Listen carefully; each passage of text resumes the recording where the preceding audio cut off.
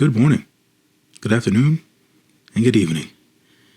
Ladies and gentlemen, we are here to get right into it today. I'm discussing a movie I was excited to watch due to the trailer that was released for this movie about a month and a half ago. The movie I'm going to be talking about today is Marlowe, based on old noir books that were written in the mid-1900s about private eye detective Philip Marlowe. This movie stars Liam Neeson.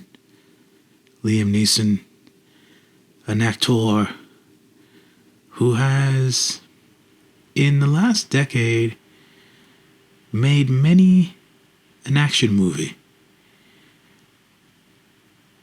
which relegates him to portray the same character over and over and over again.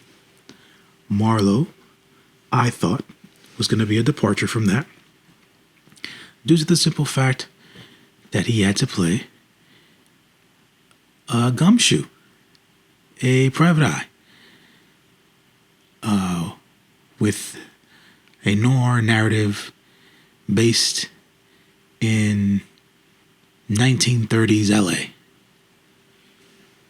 Let me read you guys the synopsis of Marlowe so that you know what the foundation here is. Marlowe, a gripping noir crime thriller set in the late 1930s Los Angeles, centers around a streetwise, down-on-his-luck detective, Philip Marlowe, played by Liam Neeson, who is hired to find the ex-lover of a glamorous heiress, played by Diane Kruger, daughter of a well-known movie star, played by Jessica Lange. The disappearance unearths a web of lies, and soon Marlowe is involved in a dangerous, deadly investigation where everyone involved has something to hide.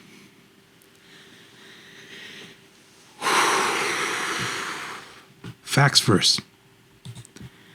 Rotten Tomatoes says, as of right now, with 63 critic reviews, it is sitting at a 24% as per the critics. With 100 plus verified audience ratings, it is sitting at a 40%. You ask yourselves, geez, this movie must really be bad. This is my point of view on the movie.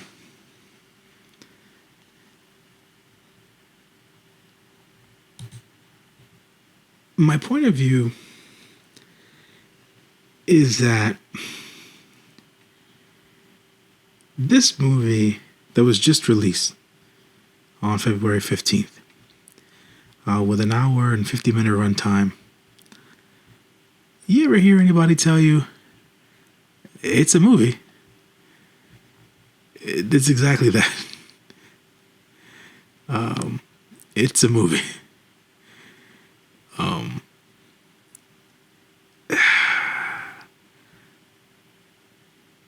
man. Let me begin. The first half an hour of the movie, first of all, felt rushed. I didn't understand why the pacing was the way that it was. Liam Neeson wasn't necessarily a bad Philip Marlowe, but the reality of the situation is, due to the fact that he's done so many movies in the last decade, in the kin to of Taken and things of that nature, I can't help but biasly see him as just Liam Neeson playing Liam Neeson, or playing a version of that particular character. And he didn't do bad in this film per se, but he didn't make it believable. Folks, I will say this, there was no level of verisimilitude in this movie as per it pertains to the story, right? visually speaking, I think the movie was really well shot.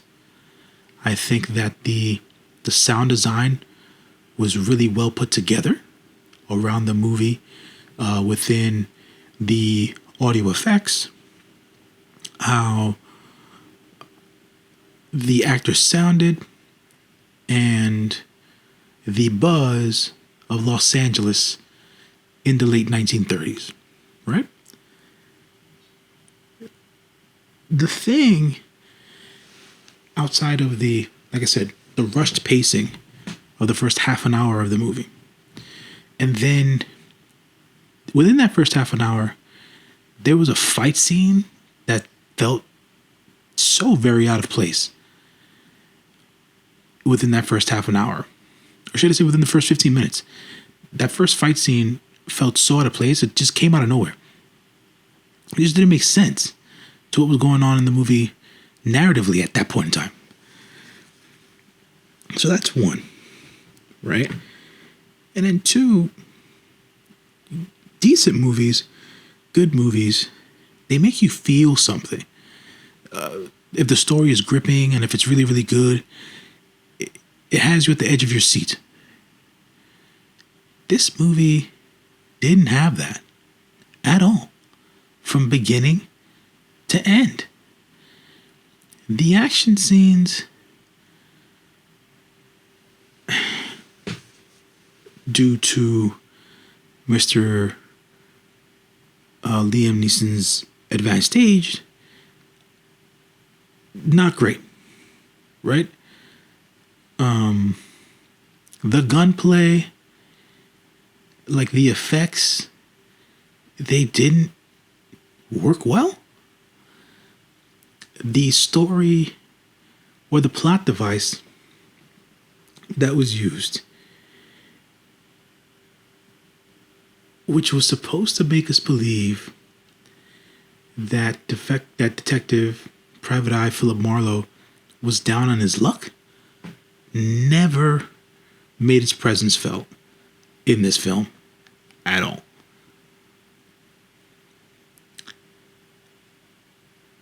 The repetition of certain lines in the movie, that was overplayed. The weirdness of so Liam Neeson's character Philip Marlowe had this interaction with one of the characters who was like he ran this private club, right?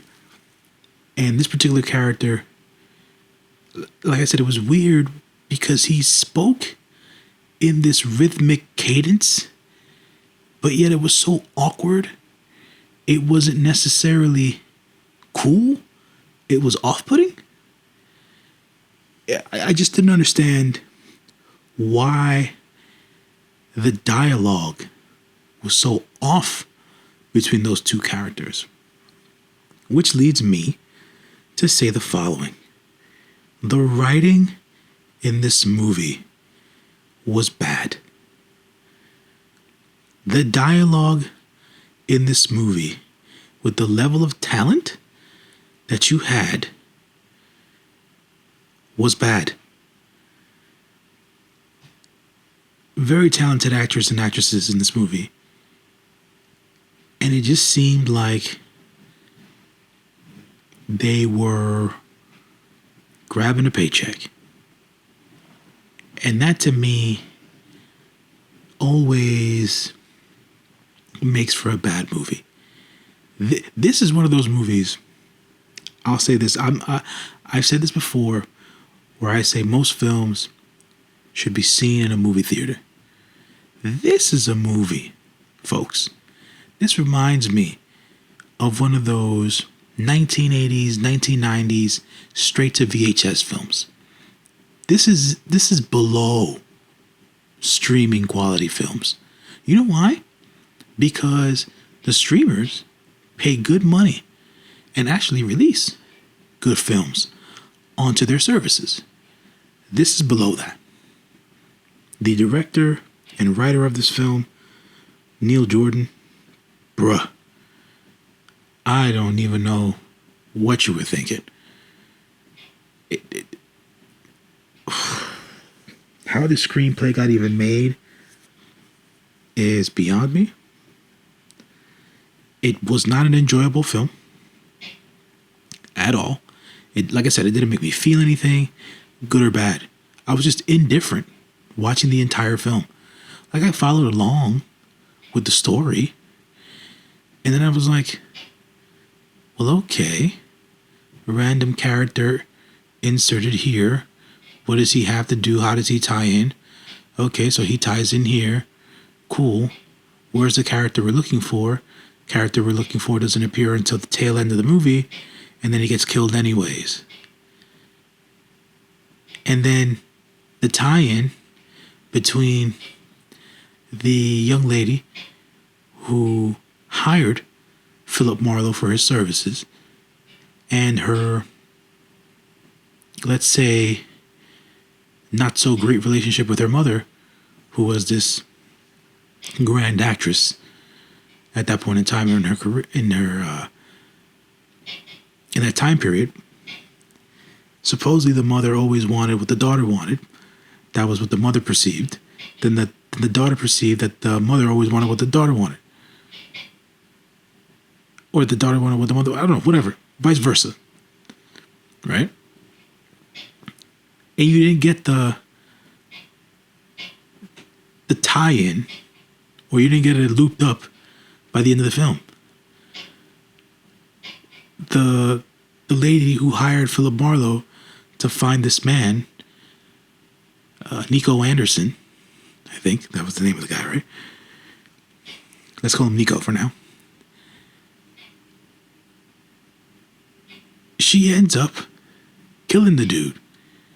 At the end of the day, the storyline goes that he was trying to, he had all this information to blackmail this financial advisor that the young lady had. The financial advisor was the financial advisor of her mother, helped control all the money that the family had, the business dealings and everything else in between. And also the man, it was alluded to in the movie, it was never necessarily seen, but it was alluded to, this financial guy of the family seemed to be a stepfather-like figure to the younger lady, but he also had a more, what seemed to be intimate relationship with her as well, which, yeah, whatever. At the end of the day, I thought it was just a hodgepodge of different things. Like, the intent was there to make a good movie. It just didn't come together well at all.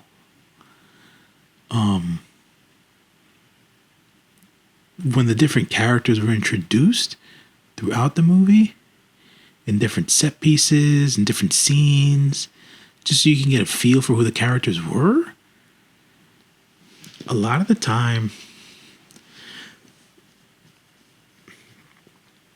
it fell flat. It fell flat, and that sucks, man. Because I really like my noir and the narration, and I loved that feel. It didn't give me the noir crime mystery feel. I was literally watching this movie thinking, where's the darkness? Where's the seediness? Where's the private eye having a freaking dig through garbage and like go through secret files and, you know, stuff like that? They didn't get any of that. Like, he broke into people's houses. Yeah, everything was done by force. There was no necessary, necessarily there wasn't any stealth. There wasn't any real skill used to his being a private eye. I guess you can attest that to his being down on his luck. I don't know. It just didn't didn't work, man. It did not work. And LA was bright. The color palette that was used was a very light colored, bright colored color palette throughout the movie. There was no, up until I want to say the end, where dark colors were really used, where there was maybe a little bit of a sense of seediness. Everything else was bright and light colored because it was between LA and Mexico. And yeah, they couldn't even get that down right. Oh my God. The score. First of all, there was barely a score. And when they did use a semblance of score, it was short and it didn't build towards anything. I don't even know what to do with this. I was so looking forward to this movie because I finally thought and figured Liam Neeson, something different. And I just thought it was Liam Neeson playing Liam Neeson, trying to be a 1930s private eye, which just, it didn't hit, folks. It didn't hit. So for all that Rotten Tomatoes has for this, yeah, man, the low scores are deserved. So I wanted to point this out, and I'm going to give this particular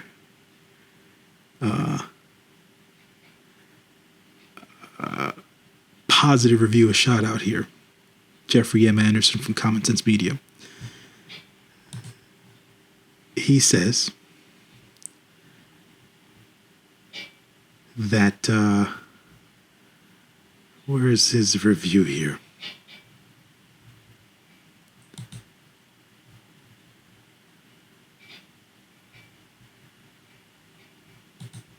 So, is it any good?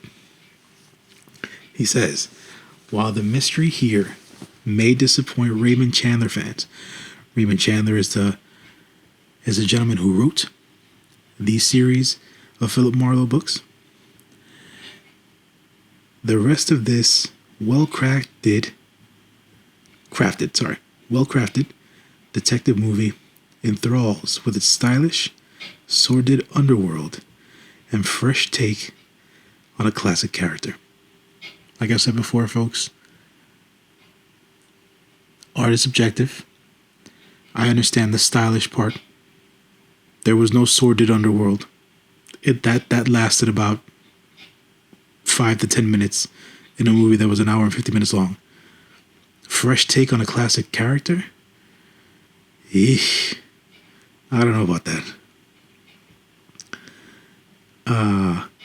He goes on to say, veteran director Neil Jordan directs Marlowe, and his high level of skill is immediately apparent.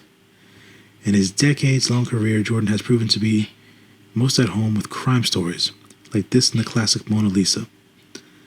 He's also worked with Liam Neeson several times, including on the biopic Michael Collins. Between them, there's hardly a misstep here, with Neeson finding Marlowe's complex moral center, as well as his dry charm. The catch is that this isn't a classic detective story like The Big Sleep. There isn't really any aha moment in which everything becomes clear. Marlowe he's more of a cynical, subversive story, like Robert Altman's grungy version of Chandler's The Long Goodbye, using its familiar setting and characters to uncover hypocrisy, greed, and immorality. It can feel like a bit of a drag, but the point is not to wallow in nostalgia, but rather to suggest that the good old days weren't necessarily good.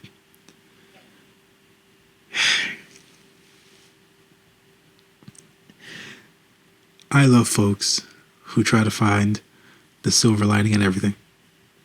I can appreciate them. I really, really can.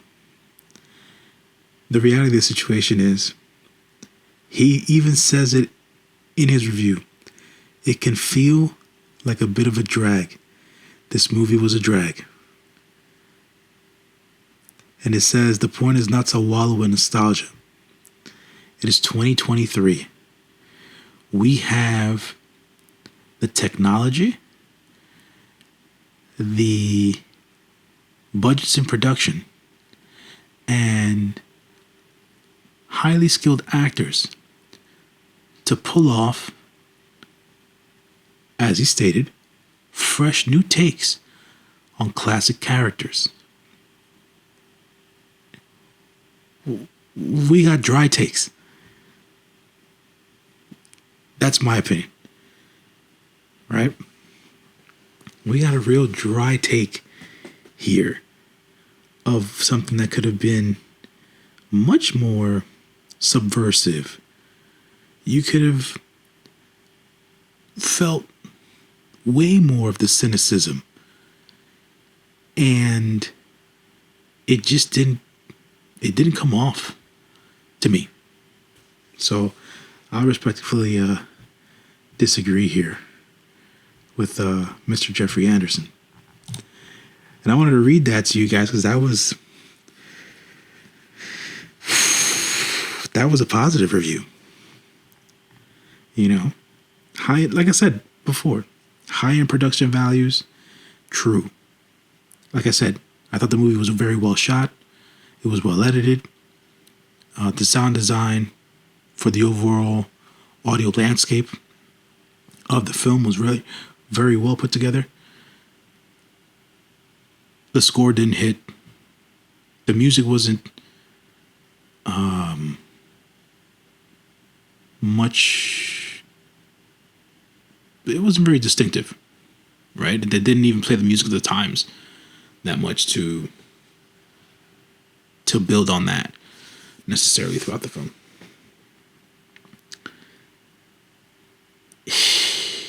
Yeah, man. I don't know. I don't know. It just left me asking why necessarily. Like I said, I respect. No. Let me put this right out there. I accept any other person's review and view. Respecting it is something else altogether. Because sometimes it's like, did we watch the same film? It's all about perspective, folks. Anyways. Yeah. Marlowe ain't it, folks. Marlowe ain't it. I am not going to sit here and tell you guys to watch it. Wait for this to come on TV. Don't even bother streaming it. Forget digital. Wait for it to come on like TNT or TBS or something. Because it ain't worth it, man. It really ain't worth it.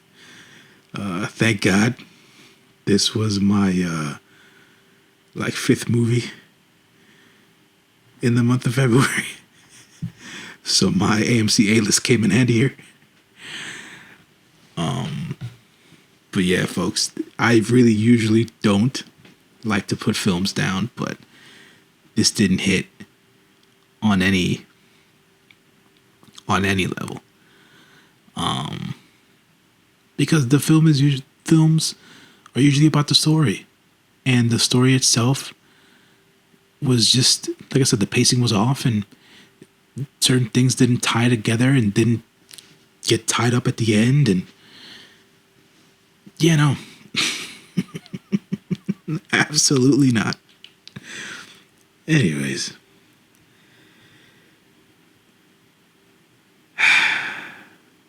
That is the end of my review of Marlowe. Folks, if you don't know, I am John L., your friendly neighborhood moviegoer, and I review movies on a weekly basis because I love to spend my free time at the movie theater. Next week, I'm looking at some indie films and some lesser promoted films. I'll be going to the Angelica Film Center to watch Return to Seoul, which is a Sony Classics film that's being distributed. And I will also be watching a film called Emily, I believe. That's the name of the film. Yes, Emily. So I'll be watching that in the coming week. Hopefully, I'll find some decent times to watch those two films.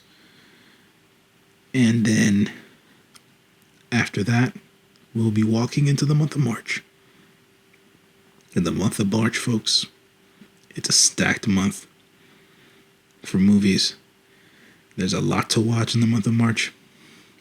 So we're going to be pretty busy here in the YFNMG community. So stay tuned and keep those ears to the ground, because your favorite moviegoer and the most friendly one that you know will be back in action from week to week, giving you guys my point of view as to what's going on with these movies. But until next time, folks, thank you for listening. I appreciate you all as always across the globe. Thank you very much.